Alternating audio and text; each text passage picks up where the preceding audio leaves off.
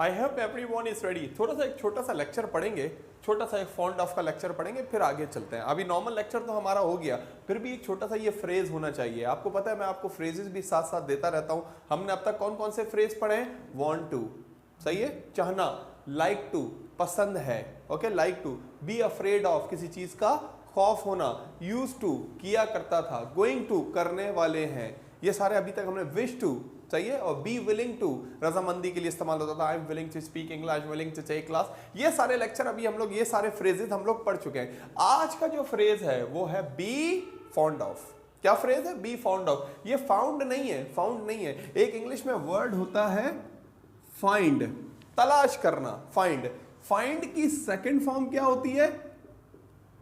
Found. Found की found होती है। फाइंड की सेकंड फॉर्म फाउंड होती है। इसी तरीके से फाइंड की थर्ड फॉर्म क्या होती है? वो भी होती है फाउंड, तलाश करना। Find, found, found, second form और थर्ड फॉर्म क्या है? फाइंड, तलाश करना। अच्छा मैं बता दूं, ये जो थर्ड फॉर्म है ना फाउंड, ये खुद एक और भी वर्ब है,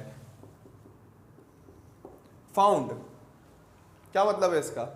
ये वाले का तो भाई पता है, फाइंड, तलाश करना, इसकी सेकंड फॉर्म और ये थर्ड फॉर्म ये हो गई फाउंड, फाउंड। तो ये वाला जो फाइंड, ये वाला जो फाउंड है, इसका क्या मतलब है? ये नीचे वाला जो फाउंड होता है ये भी एक वर्ब है खुद। एक तो वर्ब की थर्ड फॉर्म है, यहाँ पे अलग से भी एक वर्ड है, अलग से भी एक वर्ब है फाउंड। इसका क्या मतलब होता है? बुनियाद रखना, फाउंडेड। कहते हैं ना पाकिस्तान वॉज फाउंडेड, पाकिस्तान की बुनियाद रखी गई। फंडामेंटल, फाउंडर, बुनियाद रखने वाला, फाउंडर, फाउंड, बुनियाद रखना। तो एक फाइंड का मतलब है तलाश करना, और एक फाउंड जो वर्ड है इसका मतलब है बुनियाद रखना। इसकी सेकंड थर्ड फॉर्म क्या होती है? ED, founded, founded. और बुनियाद रखने वाले को कहते हैं फाउंडर, जैसे तलाश करने वाले को कहते हैं फाइंडर। फूड फाइंडर एक रेस्टोरेंट का नाम है, आपके करीब ही बना हुआ था पहले, अब नहीं है, फूड फाइंडर। एनीवे यस, तो फाइंड, तलाश करना, वो ये वाला फाइंड है, तलाश करना। इसकी सेकंड फॉर्म फाउंड और थर्ड फॉर्म भी फाउंड। फिर एक होता है फाउंड, बुनियाद रखना। तो ये मैं कहना चाह रहा हूं कि दोनों फाइंड बिल्कुल अलग है हमारे लेक्चर से। हमारा लेक्चर क्या है? फाउंड।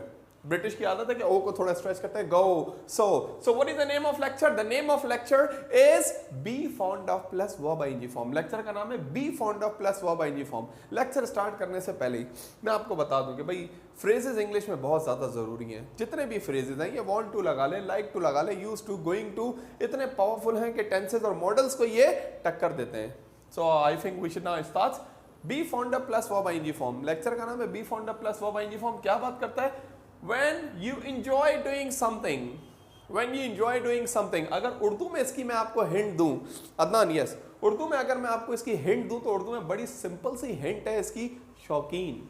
क्या भाई? इंजॉय डूइंग समथिंग, कोई काम जो आप इंजॉय करते हैं, करते हुए, जाहिर सी बात है भाई उसके शौकीन है, जब ही तो इंजॉय करते हैं वो काम करते हुए। तो शौकीन के लिए कोई ऐसा काम जो करना आपको शौक है, आप पसंद करते हैं, आप इंजॉय करते हैं, उसे बताने के लिए ब्रिटिश इंग्लिश में बड़ा ही कॉमन सा फ्रेज है, बड़ा ही कॉमन सा स्ट्रक्चर है जो है बी फॉन्ड ऑफ, जो बड़ी आसानी से समझा जा सकता है। तो आइए समझते हैं बी फॉन्ड ऑफ को। क्या बात करता है भाई? बी फॉन्ड ऑफ शौक की बात करता है। हाँ भाई क्या शौक है? अदनान से पूछ लेते हैं, क्या शौक है? अदनान कहता है सर मुझे इंग्लिश बोलने का शौक है, मैं इंग्लिश बोलने का शौकीन हूँ। सही है भाई। क्या शौक है भाई? सर मुझे क्रिकेट खेलने का शौक है, मैं क्रिकेट खेलने का शौकीन हूँ। सही है भाई। अलीसा से पूछ लेते हैं कि भाई क्या शौक है? अलीसा कहती है भाई मुझे जो है ना खाना बनाने का शौक है, मैं खाना बनाने की शौकीन हूँ। तो ये सारी बातें जब शौक की बात करते हैं, मैं कहता हूँ उज़ैर क्या शौक है? कहते हैं सर मुझे ऐसे लिखने का शौक है। इंग्लिश में राइटिंग ज़्यादा आसान होती है या स्पीकिंग? उज़ैर तुम खुद ही बताओ। चलो एग्जैक्टली इंग्लिश में राइटिंग मुश्किल है, स्पीकिंग आसान है। राइटिंग जरा बताना, राइटिंग में कितने टी आते हैं? बड़े लोग गलती करते हैं, राइटिंग में डबल टी लगा देते हैं। राइटिंग में हालांकि कितने टी आते हैं? राइटिंग में सिर्फ एक टी आता है। और रिटन जो इसकी थर्ड फॉर्म है उसमें कितने टी आते हैं? उसमें 2 टी आते हैं। सॉरी मैंने भी एक ही टी लगा दिया, 2 टी आते हैं उसमें। तो राइटिंग में 1 टी आता है और रिटन में डबल टी आता है। इंग्लिश में रिटन ज्यादा मुश्किल है और स्पीकिंग आसान है, क्योंकि रिटन में आपको डिफिकल्ट वर्ड यूज करने होते हैं और आपका एक एविडेंस रह जाता है कि भाई रिटन में गलती की गुंजाइश नहीं होती, कोई गुंजाइश नहीं होती, कोई तुक नहीं बनता। There is no point to mistake, no point to. No point to क्या बात करता है? कोई तुक नहीं बनता। No point to, no point to plus verb first form, कोई तुक नहीं बनता गलती का। देयर इज बी एस के साथ। There is no point to mistake, कोई मिस्टेक करने का तुक नहीं बनता। क्रिकेट खेलने का कोई तुक नहीं बनता। There is no point to play cricket. English बोलने का कोई तुक नहीं बनता। There is no point to speak English. Class लेने का कोई तुक नहीं बनता। There is no point to take class, okay.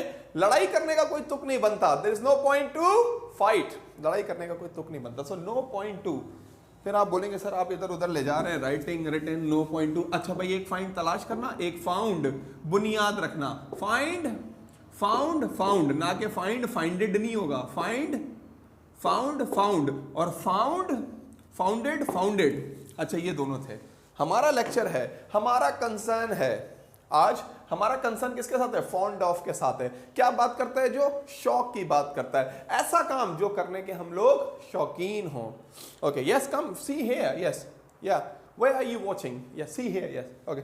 यहां देखो भाई क्या कुछ जो है ना, are you checking any kind of help, divine help, you are checking help from the nature और डिवाइन। क्या नेचर से, कुदरत से हेल्प ले रहे हो? कुदरत को क्या बोलते हैं हम लोग? नेचर। और जो मैंने वर्ड यूज किया डिवाइन, इसका मतलब है गैब। Anyway yes, so when you enjoy doing something, जब किसी काम को आप करने के बहुत ज्यादा शौकीन हो। यहाँ पे बहुत सारे लोग बैठे हैं, अजरा बैठी है, किसी ना किसी काम की ये शौकीन होगी। हाँ भाई अजरा, किस काम की शौकीन है आप? ठीक है भाई, यूनिवर्सिटी जाने की शौकीन है, बड़ा अच्छा शौक है, सही है भाई, यूनिवर्सिटी जाने की शौकीन है। तो जब भी शौक की बात होगी, ऐसा कोई काम जिसके आप शौकीन है बताने के लिए बी फॉन्ड ऑफ यूज होगा। एक्स्ट्रा इन्फॉर्मेशन मैं देता रहता हूं इसलिए कि आपको ये छोटी मोटी, ये बड़ी, हम छोटी चीजों में ही वीक होते हैं, बड़ी चीजें एडवांस चीजें तो बाद में, छोटी चीजों में अच्छी कमांड हो जाए फिर आगे बढ़े। अच्छा भाई क्या फॉर्मूला है इसका? सबसे पहले दोबारा एक बार, be fond of plus verb ING form. Lecture का नाम है बी फॉन्ड ऑफ। क्या बात करता है? When you enjoy doing something, जब कोई काम कि आप शौकीन हो, कोई काम करना आपका शौक हो, उसे बताने के लिए बी फॉन्ड ऑफ इस्तेमाल करते हैं। कैसे इस्तेमाल करते हैं? ये रहा आपके सामने formula, this is the formula before you. ये रहा फॉर्मूला आपके सामने। आप बोलेंगे सर बिफोर का मतलब तो पहले है, मानता हूं भाई बिफोर का मतलब पहले होता है, मगर आपको बता दूं बिफोर का मतलब पहले भी होता है और बिफोर का मतलब सामने भी होता है। सामने के लिए भी बिफोर इस्तेमाल करते हैं। I am standing before you, I am standing before you, मैं आपके सामने खड़ा हूं। आई कम हियर बिफोर 12 o'clock, मैं यहां आता हूं 12 बजे से पहले। तो बिफोर, जैसे आफ्टर, आफ्टर का एक मतलब होता है बाद में, बाद में। I will finish class after 2 o'clock, मैं क्लास खत्म करूंगा 2 बजे के बाद। और एक आफ्टर का मतलब पीछे भी होता है। Everyone is mad after money, everyone is mad after money, हर कोई पैसे के पीछे पागल है। देखें फिर इधर उधर बात चली गई ना। एनीवे यस, सब्जेक्ट, इसका फॉर्मूला क्या है? Subject be fond of plus verb ING form object. आप कहते हैं सर बात समझ आई, जब भी हम किसी ऐसे काम की बात करेंगे जिसके हम शौकीन हैं, जिस काम को करना हमारा शौक है, हम बी फॉन्ड ऑफ इस्तेमाल करेंगे। और कैसे इस्तेमाल करेंगे? इस फॉर्मूले के थ्रू इस्तेमाल करेंगे, इस फॉर्मूले के थ्रू इस्तेमाल करेंगे। थ्रू मतलब जरिए, ये भी एक प्रीपोजिशन है, जैसे बिफोर आफ्टर था ना, थ्रू जरिए, किसी चीज में से होते हुए निकलना। और एक वर्ब होता है थ्रो, फेंकना। थ्रो और थ्रू प्रोनाउंसिएशन में भी फर्क है। हम कैसे इस्तेमाल करेंगे भाई? इस फॉर्मूले के थ्रू इस्तेमाल करेंगे। क्या फॉर्मूला है? सबसे पहले सब्जेक्ट, पूरा नाम क्या है? सब्जेक्टिव प्रोनाउन, प्रोनाउन का सबसे बड़ा बेटा। प्रोनाउन इंग्लिश में बड़ा ही मुश्किल लेक्चर है। अगर कोई सही तरह प्रोनाउन को पढ़े ना, तो मैं कहता हूं उसका मसला हल हो जाएगा। हम प्रोनाउन को सही तरह पढ़ते नहीं है और बस कहते हैं कि इंग्लिश क्यों। बड़ा बेसिक लेक्चर है प्रोनाउन। क्या है भाई? सब्जेक्टिव प्रोनाउन, प्रोनाउन का बड़ा लड़का, सब्जेक्टिव प्रोनाउन। प्रोनाउन क्या करता है भाई? काम। सब्जेक्टिव प्रोनाउन क्या होता है? डूअर ऑफ एन एक्शन, काम को करने वाला। फर्स्ट पर्सन क्या होते हैं? बोलने वाला जब अपनी बात करता है तो क्या इस्तेमाल करता है? या तो आई या वी। सुनने वाले की बात होती है तो यू। तीसरे शख्स की बात होती है तो, तीसरे शख्स की बात होती है तो he, she, it, any name, they. Sorry about writing, okay. ये होता है सब्जेक्ट। अच्छा लिख देता हूं, लिख देता हूं, no problem, okay.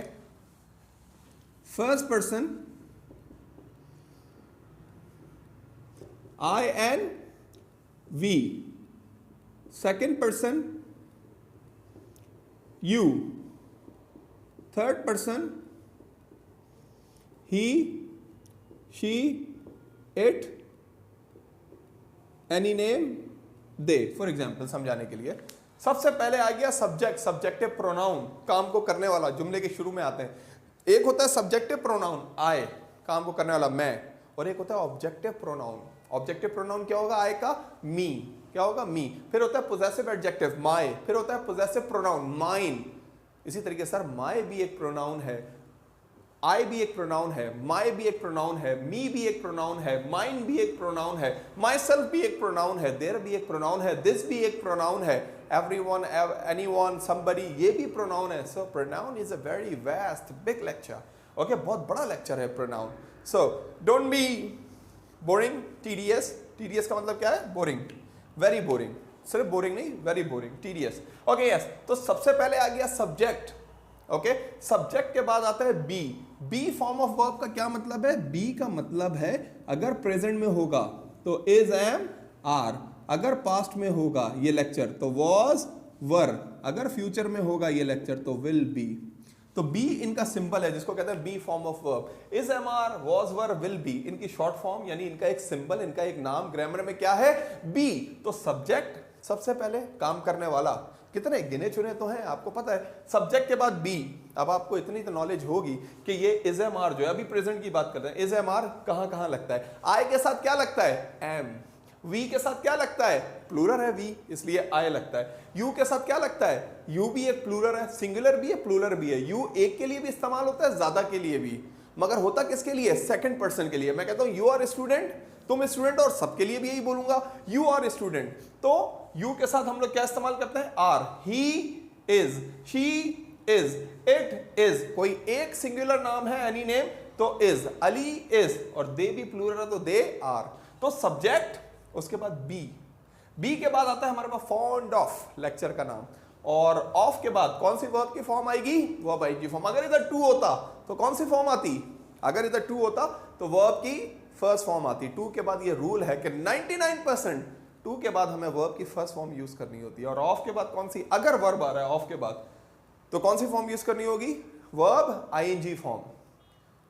First form absolutely not, first form हम यूज नहीं कर सकते, वर्ब आईएनजी फॉर्म ही यूज करनी होगी, और उसके बाद ऑब्जेक्ट। तो ये फॉर्मूला है। फिर रिवीजन। ओके, लेक्चर का नाम है be fond of plus verb ING form. क्या बात करता है? जब हम किसी काम के शौकीन हो, कोई काम हम बार बार करना चाहते हैं, हमें शौक हो, हम शौकीन हो उसके लिए बी फॉन्ड ऑफ इस्तेमाल होता है। क्या फॉर्मूला है? सबसे पहले subject, first person I we, second person you, third person he, she, it, any name, they, फिर बी यानी इज, एम, आर, फिर फॉन्ड ऑफ, और फिर जो शौकीन है जिस काम के वो आईएनजी फॉर्म, देन ऑब्जेक्ट। जैसे I am fond of teaching English. आप बोलते हैं सर आपको यार ये रेज हो गया यार आपके चक्करों में जाहिर।